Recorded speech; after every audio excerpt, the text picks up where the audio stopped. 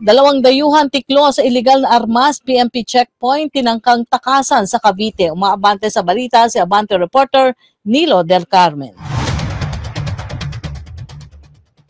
Dalawang lalaking Chinese national ang inaresto matapos pangkain ng mga itong tumakas sa isang checkpoint sa Bacoor City, Cavite nitong madaling araw ng linggo. Dinilala mga suspect na sina alias Wang, 27 tanggulang na pansamantalang naninirahan sa Lions Tower sa Top Avenue, Pasay City, at si alias Xiao, 29 na tanggulang residente naman ng Marina View sa Project Barangay Tambo sa Parañaque City.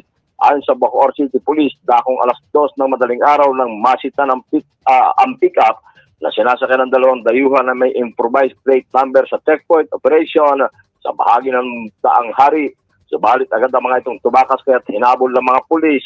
Naabutan ang sasakyan sa Bacoor Boulevard kung saan sinubukan pa ng mga sospek na umatras at muntik nang banggain ang mga otoridad. Kaya't kinailangan paputukan ang gulong upang mapahinto. Tumakbo naman ang mga sospek at bumaba sa sakyan, ngunit nahuli rin sa isang nagawang habulan. Na-recover sa kanilang pag-iingat ng isang armas, daang bala, isang rifle scope at mga plate number na hinihinalang mga fake.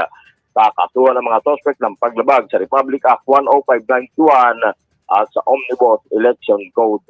Ako, Nilo Del Carmen ng Abante Radio, itong balitang mabilis, mabangis, walang mintis.